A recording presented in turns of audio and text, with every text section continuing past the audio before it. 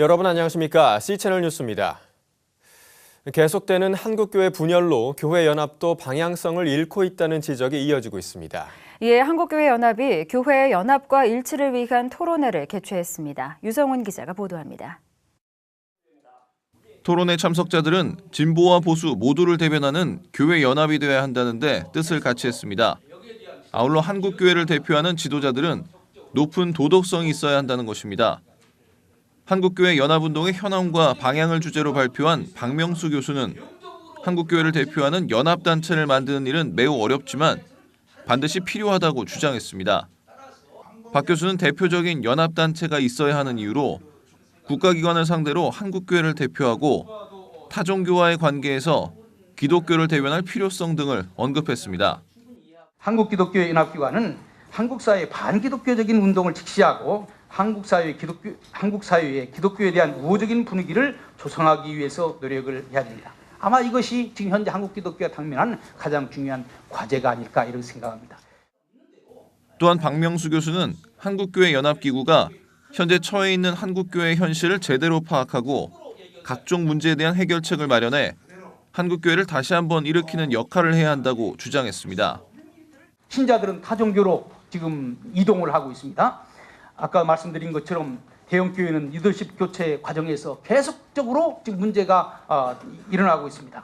개척교회 목사님들은 생계가 어려워가지고 아르바이트를 하고 있습니다. 이런 문제를 정말 진지하게 생각하고 대책을 마련하고 이것을 추진하기 위해 노력할 때 국제신학대학원대학교 김재성 교수는 지난 수년 동안 한국 기독교를 대표했던 연합단체들이 소수 지도자들의 비정상적인 행태로 인해 신뢰를 상실했다고 꼬집었습니다. 이어서 한국교회 연합을 새롭게 만들게 된 상황은 한국 교회사의 치부지만 마지막 회복과 갱신의 기회라고 말했습니다. 김 교수는 기독교 연합단체가 최소한의 신학적 공통점을 견고하게 지키고 대형교회 목회자들의 중심이 되는 한국교회의 관행적인 행사를 과감하게 탈피해야 한다고 지적했습니다. 그리고 도덕적 갱신과 복음적 목양기관으로 신뢰를 쌓아야 한다고 전했습니다. 김재성 교수와 박명수 교수는 한국교회 연합운동이 그저 국가나 사회를 위해 기독교를 대변하는 단체가 아닌 한국교회의 영적 갱신과 말씀을 사모하는 대각성 운동을 함께 펼쳐나가야 한다고 한 목소리를 냈습니다. C채널 뉴스 유성훈입니다. 미국 세들백 교회의 릭 워렌 목사가 정신병으로 고통받는 사람들을 위한 목회를 시작한 것으로 알려졌습니다. 릭 워렌 목사는 가톨릭교 정신병 국가연대와 함께 사역팀을 구성하고 오는 28일 정신건강과 교회를 주제로 정신건강에 대한 광범위한 이슈를 다루는 회의를 개최할 예정입니다. 워렌 목사는 이 회의가 정신병자와 함께 사는 가족들을 교육하고 정신병과 싸우는 사람들을 격려하며 다른 교회들도 유사한 정신건강 목회를 만들 수 있도록 동기부여를 해주길 희망한다고 취지를 설명했습니다. 릭 워렌 목사 부부는 지난해 4월 아들 매튜 워렌이 극심한 우울증으로 자살했던 아픔을 겪은 바 있으며 이후 정신병과 싸우는 사람들로부터 10,000통 이상의 이메일과 편지를 받은 것으로 알려졌습니다. 워렌 목사는 이들과의 소통을 통해 교회 내에서조차 많은 사람들이 정신병을 겪는 사람에 대한 지원과 이해가 부족하다는 것을 깨달았으며 고통받는 이들에 대한 목회의 필요성을 느꼈던 것으로 전해졌습니다. 한국선교연구원이 최근 2014년 한국선교 현황 및 해외 한국계 미션스쿨 현황 조사 보고서를 발표했습니다. 보고서에 따르면 2013년 해외 파송 선교사 수는 20,085명으로 집계됐습니다. 이는 2012년과 비교해 287명 증가한 숫자입니다. 한국 선교사들이 파송돼 있는 국가의 수는 171개로 집계됐습니다. 이 밖에 해외 한국 선교사들이 세운 미션스쿨의 수는 초등학교 106개, 중학교 55개, 대학교 44개, 신학교 389개, 직업훈련원 35개, 방과후 학교 183개로 총 810개로 나타났습니다. 지역별로는 아시아 지역이 총 264개로 가장 많았습니다. 이번 연구는 교단 선교부, 선교 파송 및 지원 단체들을 대상으로 2013년 12월 1일부터 2014년 1월 31일까지 이메일과 전화, 인터넷 설문 등으로 진행됐으며 세계적인 선교학술지 IBMR에 2014년 4월호에 게재될 예정입니다. 이번 설문에 응답한 선교단체는 모두 166개로 2008년 조사 당시에는 190개였으나 2013년에는 그 숫자가 감소한 것으로 드러났습니다. 한국선교연구원은 연구원이 확보하고 있는 선교단체 리스트를 근거로 통폐합, 분리 등의 사유가 확인된 경우 리스트에서 가감하는 방식으로 정리했다고 밝혔습니다.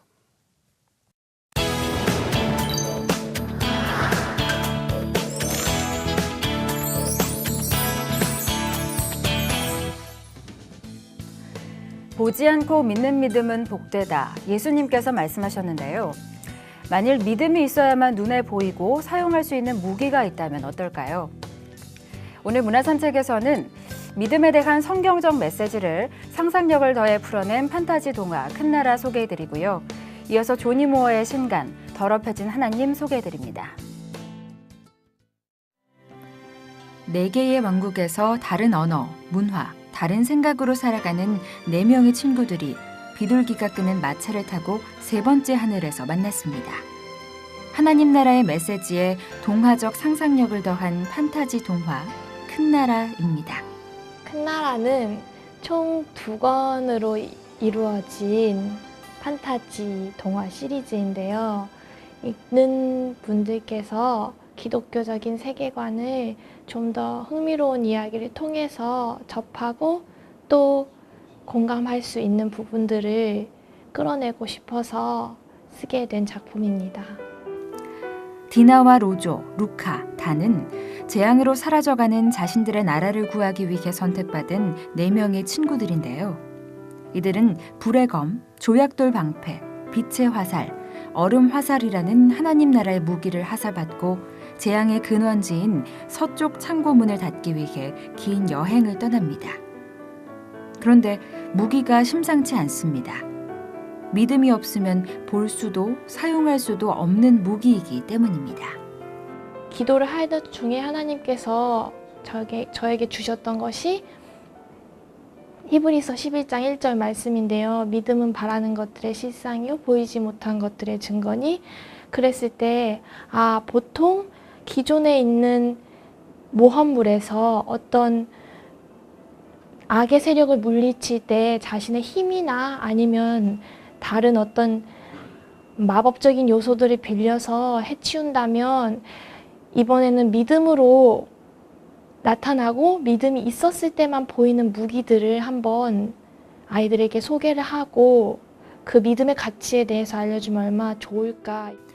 화살촉이 없는 화살대, 칼날 없는 손잡이, 조약돌만한 크기의 방패. 4명의 친구들은 믿음으로 화살대 끝에 화살촉이 생기고 손잡이에 황금 칼날이 나타나고 조약돌이 건물만한 크기의 방패로 변하는 기적을 체험하게 되는데요. 위험한 상황을 마주할 때마다 바로 그 믿음의 무기로 어려움을 헤쳐나가죠. 이사라 작가는 무엇보다 성경의 이야기들을 어떻게 하면 더 친숙하고 흥미롭게 전달할 수 있을까 고민하다 판타지라는 장르를 선택했다고 말합니다. 거룩한 상상력을 통해 재미있는 스토리를 엮어낸 것이죠. 중학교 때, 초등학교 때 읽었던 성경 말씀들은 이거 굉장히 환상문학 같다 하는 부분들이 굉장히 많았어요. 그래서 저는 성경을 읽으면서 머릿속에 그려지는 그런 세계들이 굉장히 흥미롭고 아이들이 접하고 있는 이런 뭔가 기존의 해리포터나 그런 영화만큼이나 그런 것보다 더 흥미롭게 시각화되거나 한다면 더 재미있을 것 같다는 생각을 많이 해봤고요. 처음에는 미숙하고 두려워하지만 믿음이 성장함에 따라 한 걸음씩 주어진 길을 걷는 4명의 친구들. 우리의 눈을 현혹시키는 것들이 가득한 이 시대, 보이지 않는 것을 믿는 믿음이 그래서 더 중요한 것이 아닐까요? 저희 눈앞에 보이지 않지만 하나님을 믿고 예수님이 함께 하신다고 생각하고 살잖아요. 그런 것처럼 우리에게 필요한 거는 어떻게 보면 물질적인 세상 너머에 있는 것들을 항상 상고할 수 있는 믿음이 아닌가. 이 책을 읽은 독자들이 포기하고 싶을 때 한 번 더 일어나는 용기와 희망을 가졌으면 좋겠다. 누구나 끝이라고 생각할 때가 있지만 그때가 완전히 끝이 아니고 한 번 더 일어날 수 있는 계기가 됐으면 좋겠다. 믿음은 바라는 것들의 실상이요 보이지 않는 것들의 증거니 선진들이 이로써 증거를 얻었느니라. 큰 나라였습니다.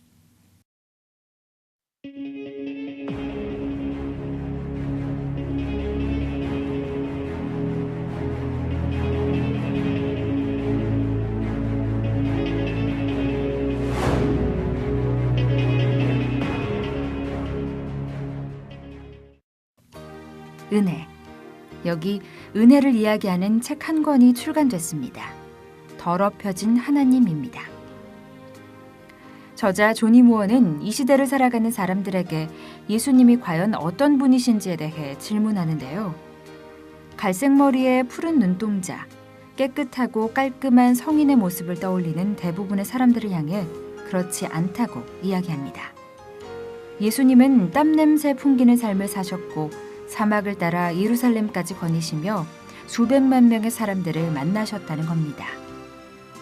또 예수님께서 손을 내미신 사람들은 존경받는 지도자들이 아니라 소외된 사람들이었다고요. The Jesus of the Bible is a little rough around the edges. He's the Jesus that turned the tables over in the temple. He's the Jesus that called the respected religious leaders of his time sons of Satan. But when he saw a leper walking down the road with the disease of his body eating him from the inside out, Jesus didn't walk on the other side.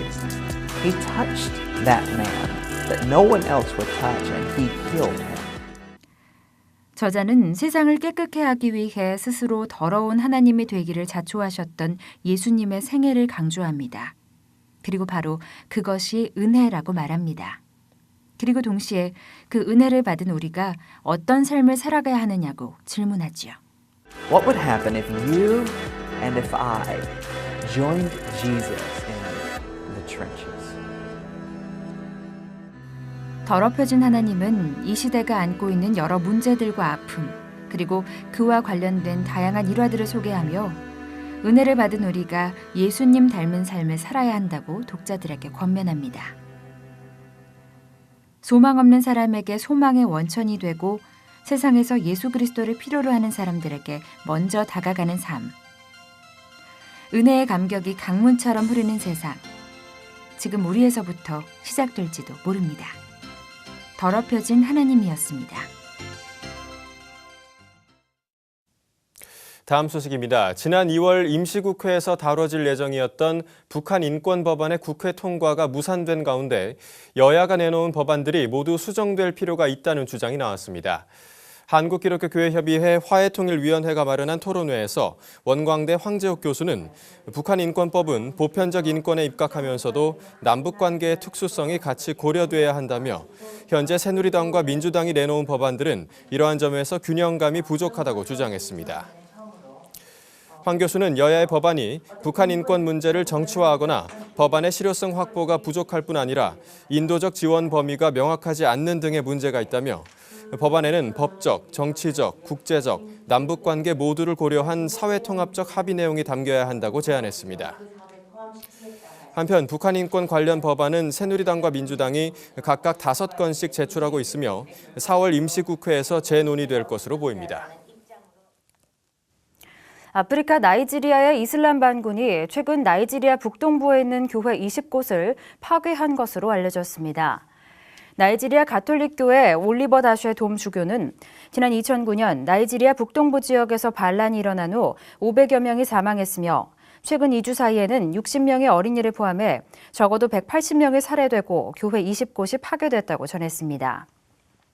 기독교인들에 대한 파괴를 자행하고 있는 반란군은 이슬람 율법에 따라 신정국가 설립을 목표로 하고 있는 이슬람 과격단체 보코하람인 것으로 알려졌습니다. 돔 주교는 보코하람이 나이지리아 군대보다 더 잘 무장돼 있다며 학살을 막지 못한 당국을 비난하며 사륙은 계속될 것이라고 밝혔습니다. 한편 보코하람은 지난 2009년부터 정부군과 정치인, 기독교인 등을 대상으로 테러를 벌여왔으며 미국식 민주주의가 나라를 파괴했다고 주장하며 서구 사상을 거부하고 있습니다. 이 밖의 뉴스와 날씨를 전해드립니다. 기독교 대한감리회 농촌선교훈련원이 제14기 기독교 귀농학교 교육생을 모집합니다. 귀농학교는 다음 달 3일 개강해 6월에 종강할 예정이며 귀농 귀촌 희망자와 생태 순환적 삶에 관심 있는 사람들을 대상으로 하고 있습니다.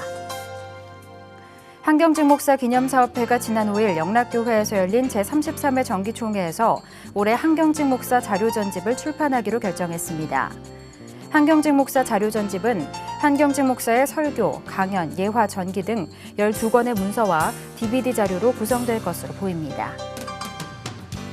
시니어 선교 한국이 오는 27일부터 5월 29일까지 인천 제3교회에서 제4기 서울 경기 시니어 선교학교를 엽니다. 선교학교에서는 시니어 선교사의 역할과 자세, 타문화와 종교의 이해, 이주민 선교, 비즈니스 선교, 북한 선교 등에 대한 강의가 이루어질 예정입니다. 기독교 문화 관련 사역자들의 모임인 기독교 사역자연합이 오는 9일 파주 양희문교회에서 제1회 기독교 사역자 대회를 개최합니다. 단체는 교회들에게 사역 시스템을 전수하고 사역자를 세우는 장으로 행사를 마련했다며 참여를 요청했습니다. 날씨입니다. 꽃샘추위가 조금씩 누그러들고 있습니다. 주말 동안에는 예년 기온을 회복하면서 따뜻한 봄 날씨를 만끽하실 수 있겠는데요. 다만 주일 오전에는 중서부 지방에 눈이 조금 내릴 것으로 보이니까요. 주말 계획에 참고하셔야겠습니다. 아침 기온은 서울 영하 2도, 대전 영하 3도를 기록하겠습니다. 낮 최고 기온은 서울 8도, 부산은 10도까지 오르겠습니다. 바다의 물결은 동해 중부 먼바다에서 오전에 2에서 3m로 높게 일겠습니다. 주간 날씨입니다. 다음 주 수요일쯤에는 전국 대부분 지방에서 비나 눈이 오겠는데요. 그 전까지는 건조한 날씨가 계속될 전망이니까요. 화재 예방에 유의해 주시기 바랍니다. 뉴스를 마칩니다. 시청해주신 여러분 고맙습니다.